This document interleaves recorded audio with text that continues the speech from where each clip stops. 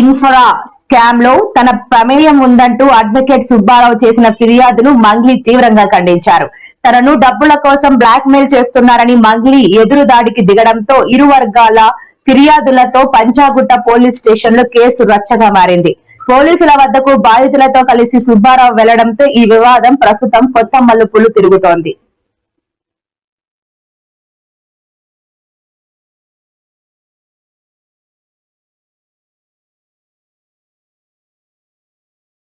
బాధపడదు, media కూడా 100% మీకు support చేస్తుంది. అంటే ఈ విషయంలో మీరు కొంత క్లారిటీ ఇవ్వాలన్న ఉద్దేశం.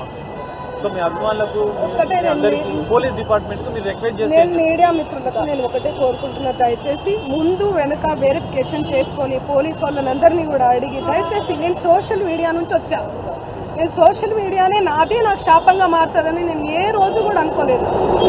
నేను ఒక ఆడపిల్లని దయచేసి చెప్తున్నా, ఇందులో నా ఇన్వాల్వ్మెంట్ ఉంటే మళ్ళీ చెప్తున్నా, మీరు ఏం చేసినా నేను పడ్డానికి సిద్ధం, నేను ఎక్కడికైనా వస్తాను. కానీ అనవసరంగా నన్ను దయచేసి బ్లేమ్ చేయకండి ముందు వెనక తెలుసుకోకుండా. ఇందులో నా ఇన్వాల్వ్మెంట్ 1% కాదు కదా, 0% కూడా లేదు. ఆయన జస్ట్ ఫేమస్ అవ్వడం కోసమే నాతో మాట్లాడాడు కూడా, నువ్వు వస్తేనే నేను మాట్లాడతాను అని చెప్పి ప్రతి ఒక్కరిని కూడా ఆయన అట్లనే అప్రోచ్ అవుతున్నారు. సెలబ్రిటీస్ని నేను కనుక్కున్నాను కూడా, ప్రతి ఒక్క సెలబ్రిటీ ఇదే చెప్తున్నారు. రిటర్న్ డబ్బులు ఇచ్చి మరీ ఇంటర్వ్యూ చేయించుకుంటాడట ఆయన, అంత పిచ్చి ఉంది ఆయనకి. ఆయన ముందు వీడియోలు వినండి. అండ్ ఈ కేసు సిఐడిలో ఆల్రెడీ నడుస్తుంది, 1 year నుంచి నడుస్తుంది.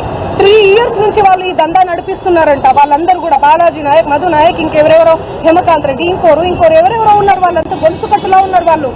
నాకు అసలు తెలీదు.